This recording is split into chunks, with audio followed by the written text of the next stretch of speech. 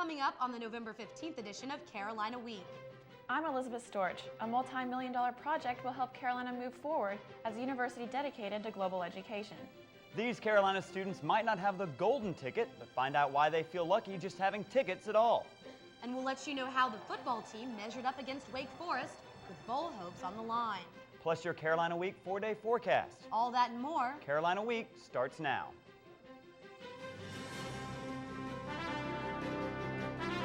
From the School of Journalism and Mass Communication at the University of North Carolina at Chapel Hill, this is Carolina Week.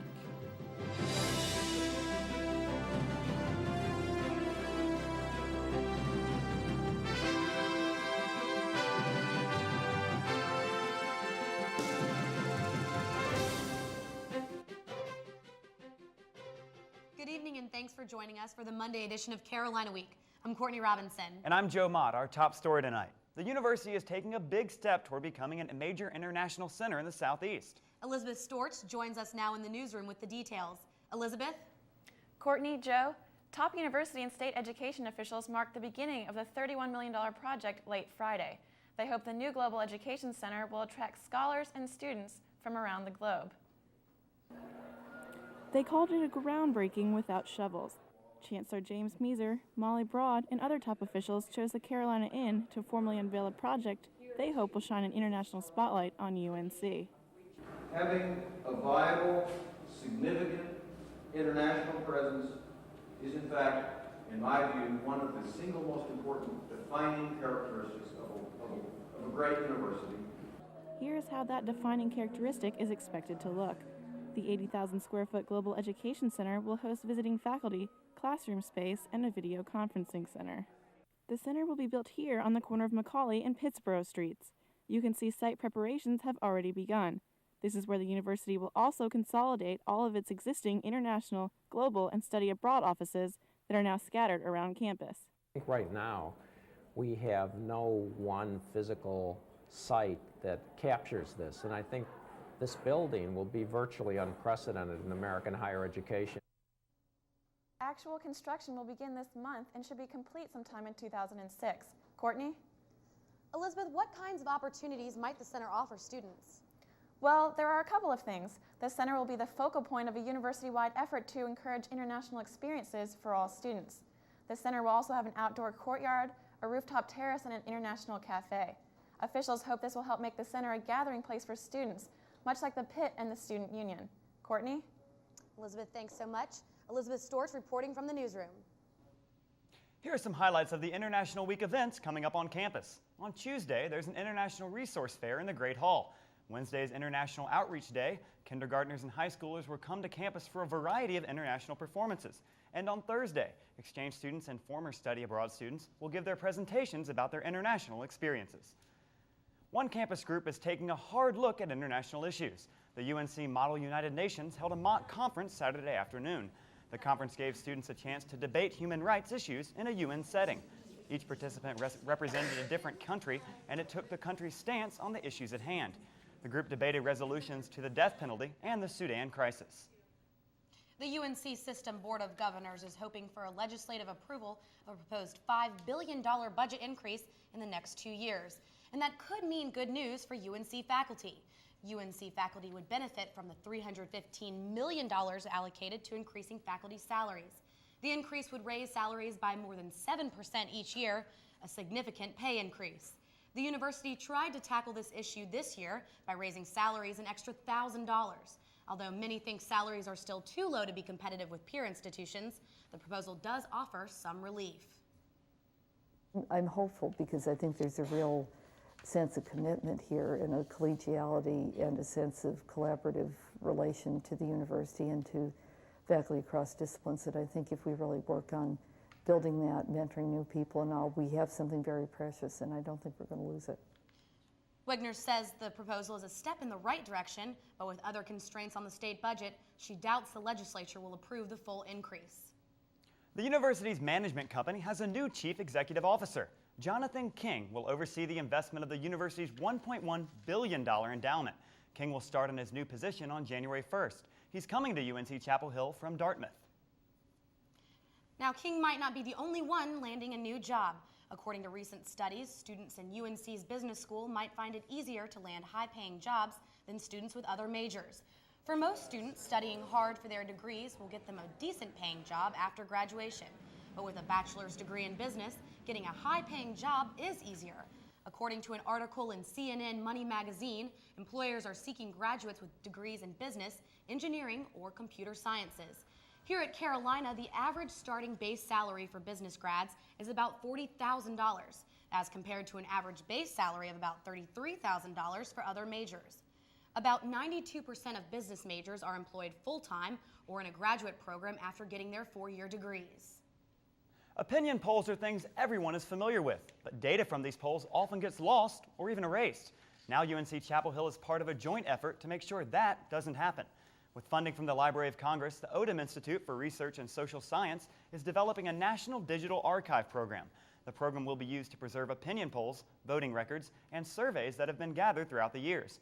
Odum Institute Director Ken Boland says the project will help preserve many important documents. So I think that what the Library of Congress is trying to do is to do something through funding awards like this to enable us to locate some of those before it's too late. The Library of Congress recently made a 3-year award worth more than $4 million to be shared among Carolina and 5 other universities. There are many ways to honor our veterans, including hitting the streets. Sponsored by local businesses and hosted by the group Carolina Troop Supporters, the Chapel Hill Yellow Ribbon 5K brought many out Saturday morning to remember and support our troops and also to honor our America's military veterans. Adam Blocker came in first. He served in the military and says events such as this have special meaning. It's good to know that people back home, especially at the university, support them in what they're doing. And so that's why I was here today. That's why Carolina Troop Supporters put this on today. All proceeds from the 5K help military children and spouses who have lost loved ones in the Iraq or Afghanistan wars attend college. They say it's the early bird that catches the worm. Find out what these dedicated Tar Heel fans got as a sweet reward for their early rising.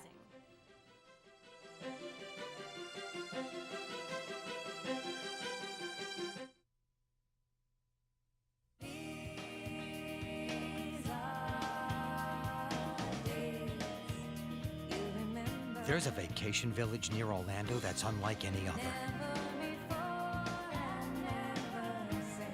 It's called Give Kids the World. It brings a week of joy to children with life-threatening illnesses, and it's absolutely free for their families. Call Give Kids the World or log on, and please help give them a time to remember.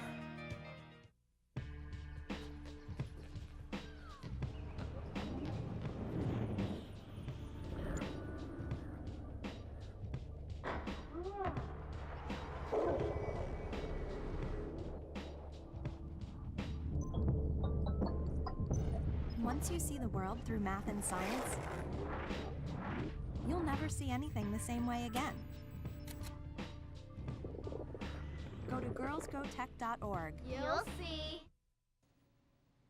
How do you spend your Saturday mornings? If you're a die-hard Carolina basketball fan, you probably spend at least some of them outside the Dean Dome. Reporter Rhonda Evans has the story. It was early, it was cold. It was the first basketball ticket distribution of the season, and hundreds of students came to get tickets.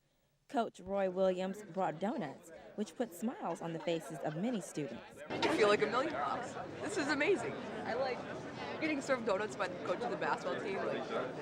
It's unreal. It makes my morning infinitely better. The donuts from Roy may be unreal, but there's no mistaking that the cold weather and long wait are very real. If this isn't your number, then you still have a long time to wait out in this bitter cold. But the students, they're still excited. Despite their excitement, many students left after check-in to find other things to do with their time. A bunch of the people that are around the number I have, we're going to Bojangles and we're going to eat and then we're going to come back. Come back to wait in line, in the cold. Is it really worth all this just for some basketball tickets? Definitely. I wouldn't trade it for anything. It's cold sometimes, but it's worth it when you get a good ticket. It's fun. I'm a strong Carolina fan, and I'll do whatever it takes to get those seats. Now that's die-hard Carolina basketball fans. Roy would be so proud. In Chapel Hill, I'm Rhonda Evans, Carolina Week. The next distribution will be Saturday, November 20th. Tickets will be given out for games against Vermont, Cleveland State, William & Mary, Georgia Tech, and Maryland. Well, there seems to be a continual stream of big-name speakers here at Carolina. 2 big names came for visits this week. Students and alumni packed into Carol 111 to hear Sam Donaldson, a 35-year veteran of ABC News. It was part of the Nelson Benton Lecture Series that has brought in big names such as Dan Rather and Walter Cronkite. The spirited newsman spoke about the role the media played in this year's election, answered questions from the audience, and even stayed around to sign some autographs. Before his speech, he sat down with Carolina Week and offered his insights into how young people use the media. So to the extent that young people turn away from established news organizations and say, well, I'm going to get my news over here, over that website, they may run afoul of not truth, but falsehood. And that's not going to do them any good. And if they grow up that way, it's not going to do them any good as voters in this country. Former Illinois senatorial candidate Alan Keyes spoke about the importance of federalism to a crowd of students at UNC's law school. He declared that American courts are overstepping their authority and abusing their powers.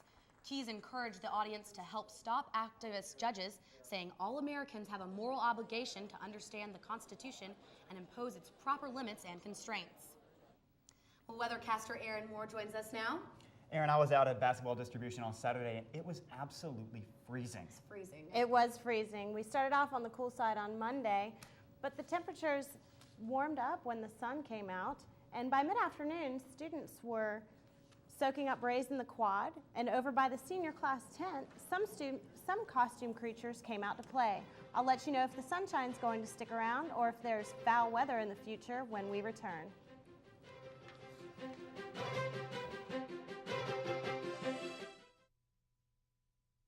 Recycling a glass bottle saves enough energy to run the TV you're watching for 1 full hour. Recycle. It's the everyday way to save the world. Making a can from recycled aluminum instead of from raw materials reduces air pollution by 95%. Recycle. It's the everyday way to save the world. Recycling all our Sunday papers would save over 500,000 trees a week. Recycle. It's the everyday way to save the world. Women today are fighting for their lives. More than half of the new HIV infections are among women, and if you don't think you're at risk, think again.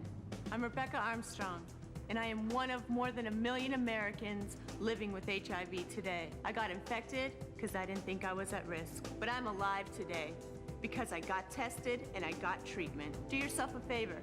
Get tested for HIV today. You can call this number for more information to find out where.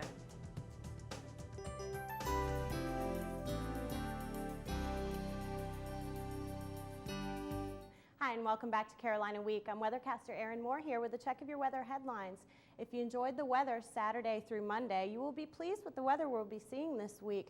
We will have mostly sunny skies throughout the week and some very mild temperatures. We're going to see temperatures in the low to mid 60s throughout the week. The thing that we will not be seeing this week is rain. So as we look at the satellite map, you can see that the entire eastern seaboard is totally clear, and that's because of the high pressure system that's centered over here around Tennessee and up into the Ohio Valley. What we do have is an upper level low disturbance that will be bringing cloudiness our way tomorrow. It's just going to be some some high clouds, and we should be moving out through Wednesday. So as we look down here, we do see that a lot of moisture down in Texas, and that's going to be blocked by the high pressure system that's keeping our skies clear. We do see another bout of clear skies back here into the middle section of the country, and then some more clouds over here, which is associated with a cold front that will be coming into our area, but not until early next week. As we look at the surface map, here's that high pressure system, and that is just bringing us cool weather from the north and blocking this low pressure system that's bringing the disturbed weather to Texas. We do have a second high pressure system back here over Nevada and keeping California clear, and what we can't see up there is another cold front that will be coming our way. As we take a look at the 4-day forecast, we're going to see very much the same weather all week. We're going to have highs of 62 with a low of 39 on Tuesday with partly sunny skies. On Wednesday, 63 with a low of 40. And on Thursday, a high of 63 again with a low of 41. And on Friday, wrapping up the week, we'll have a high of 62 and a low of 38.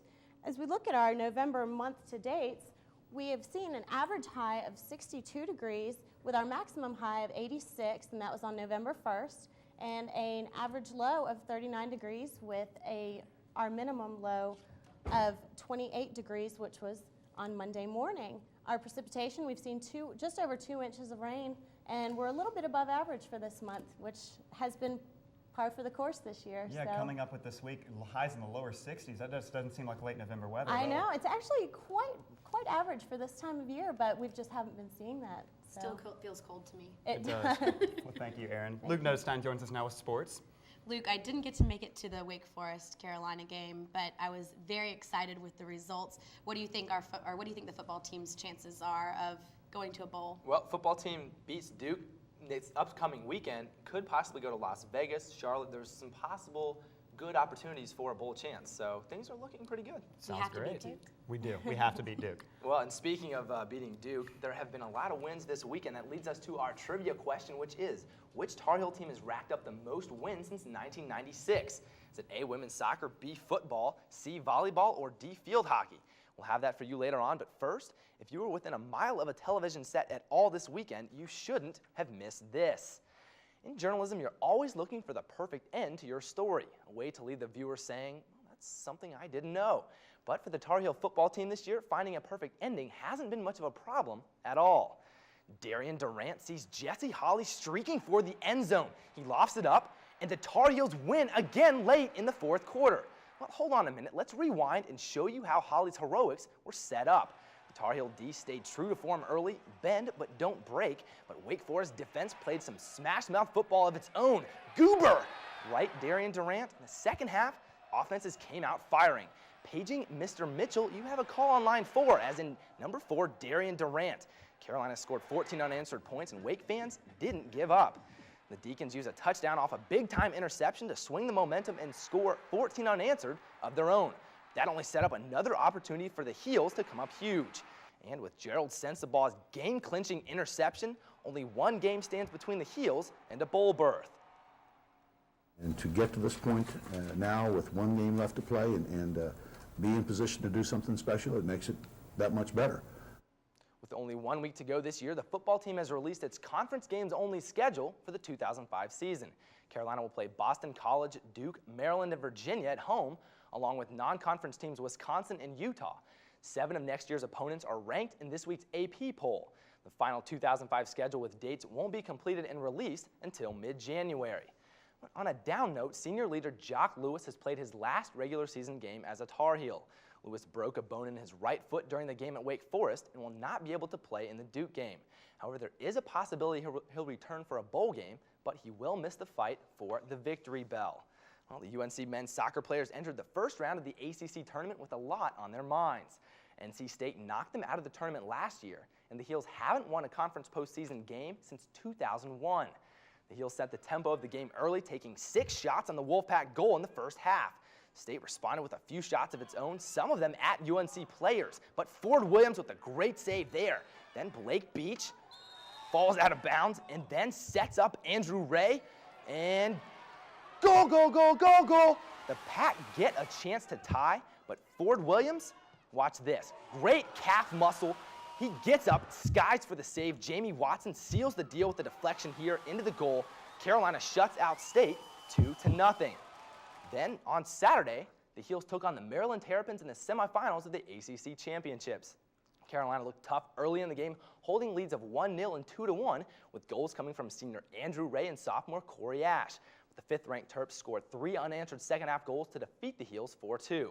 Coming into this game, UNC had won 8 of its past 10 matches. This late-season surge could help the Heels secure their 6th straight NCAA appearance. Brackets will be announced later this week. Well, this year, the ladies have done it just a little better and have looked better doing it. The Tar Heel women's team gathered for the NCAA tournament in a first-round matchup with Campbell at Fetzer Field on Thursday. Annie Morrell set the tone early with this one-timer for her 5th goal of the season. But Morrell wasn't done. 10 minutes later, she does it again off the cross to give Carolina a 2-goal lead right here. Later, Elizabeth Guest takes the pass and knocks this one in for her first of 2 goals. Coach Anson Dorrance says the ACC championship loss to Virginia helped prepare the Heels for NCAAs. And the nice thing about playing a great team like Virginia before you enter the NCAA tournament is they certainly expose all of your weaknesses. And so following the Virginia game, we looked at the tapes, and there are a lot of things we have to do better. And here's Heather O'Reilly getting loose for the 2nd round NCAA tournament match against William and Mary. Play got a bit chippy with this takedown, and then check this out. Libby, and even the cameramen get involved. Then Libby Guest with a diving header, beautiful goal. Heels up 2-0. Second half was all O'Reilly as she scores a goal here and gives out one of her record 4 assists to Lindsay Tarpley. Is there a lid on that goal? Well, actually, there's the goal right there. Then Allie Wingett, beautiful save. 1 for 3 on the night. The Heels shut out the Tribe 6-0, and needless to say, Tarpley was pumped. Felt good. Felt really good. We played really well, and Heather had some unbelievable assists tonight. And you know, we did a great job of finding the seams and finishing some chances tonight. If you think you missed your chance to see the Lady Tar Heels in action, well, no worries. 3rd round action will be at Betzer Field Sunday afternoon at 2. Carolina faces off against national rival Santa Clara. And when Carolina Week Sports returns, the field hockey team fizzled out early in last year's NCAA tournament. We'll let you know if Carolina gave Duke heel once again, or if Duke finally managed to bedevil UNC.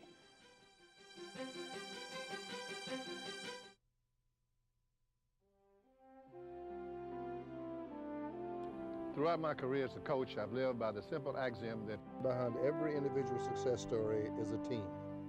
The success of Durham Public Schools does not depend on one of us, but all of us. Through community involvement and support, we can take a giant step in helping our children achieve their hopes and dreams. You're going to walk with me, and I'm going to help you to be that great soccer player. I propose 3 cheers for those we leave behind.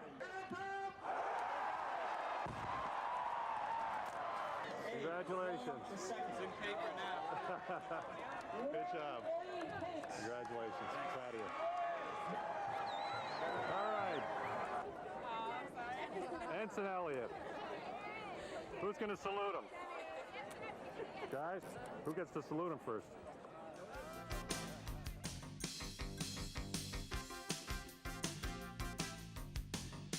The Lady Heels faced the Richmond Spiders Saturday in the 1st round of the NCAA field hockey playoffs. The Heels dominated the first half of the game but couldn't manage to find the back of the net. Finally, Brooke Miller takes this set play and turns it into the Heels' first goal. Goalie Katie Tron and the Heels' defense held off the Spiders, shutting them out and allowing the Heels to advance with a 3-0 win. The Tar Heels then exploded out against Duke with Rachel Dawson scoring the game's first goal on a penalty corner. UNC came out to play, but Duke comes back on a penalty stroke by Joanna Bischoff right here to tie the score at 1. Coach Karen Shelton of the Heels can't believe that call. UNC held off the Blue Devils for the rest of the first half, but with 17 minutes left, Duke slams it home right here to take the lead. UNC had 4 chances to tie it up late in the game, but the Heels couldn't find the back of the net. With the loss, goalkeeper Katie Tron is absolutely stunned. I believe in this team, and I still believe that we're a great team. We have amazing players. I didn't want it to be the last game of the season. I don't want this season to end. But not everything happens as you want it to. For Tron and the Heels, sometimes actions speak louder than words.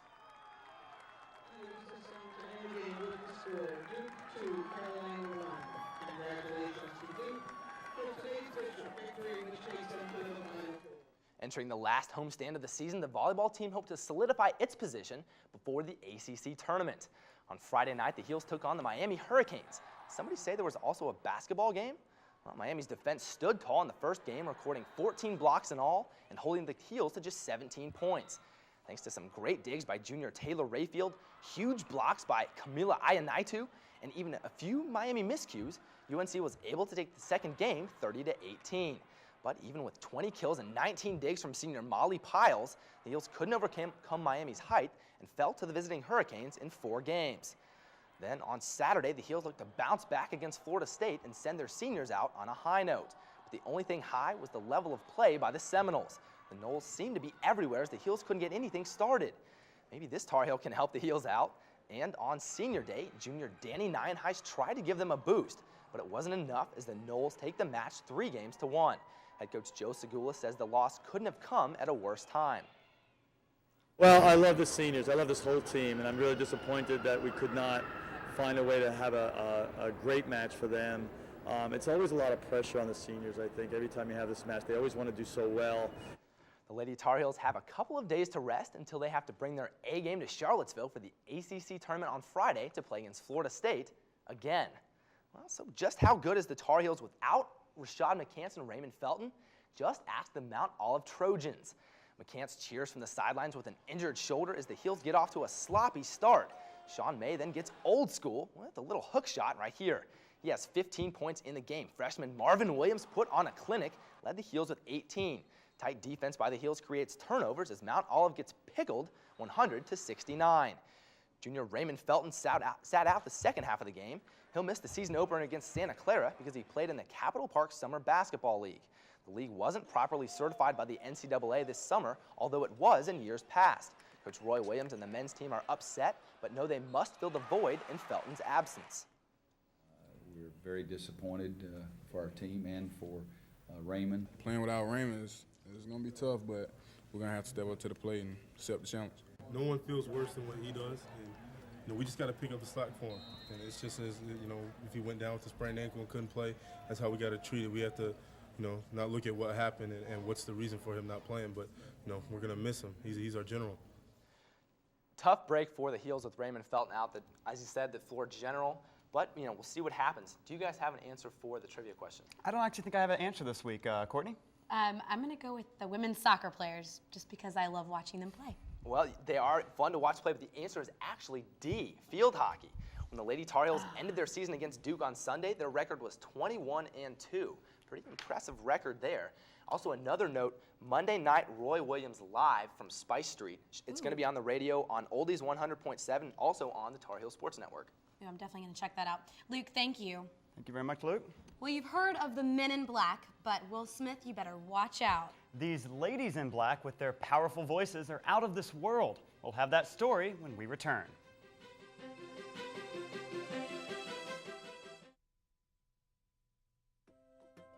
There is really only one boy, one girl, one tree, one forest, one ocean, one mountain, one sky, and one simple way to care for it all. Please visit earthshare.org and learn how the world's leading environmental groups are working together under one name, EarthShare. One environment, one simple way to care for it. If you have a story idea, contact Carolina Week at 843-8292. You can also visit us online at carolinaweek.org. If you have questions about this program, write Carolina Week at Campus Box 3365, UNCCH, Chapel Hill, North Carolina, 27599. Being serenaded by women in black. I could deal with that. The UNC Lorelei's Carolina's 16-voice a cappella group held its Fall Jam Friday and Saturday nights in Girard Hall. Some of the visitors included the Tufts University Beelzebubs, who made the 13-hour drive from Boston to appear, as well as UNC's own Clefhangers and the Tar Heel Voices. The Lorelei's have an extensive repertoire. On Saturday night, they mixed it up, hitting some of the high notes on current pop hits and old favorites.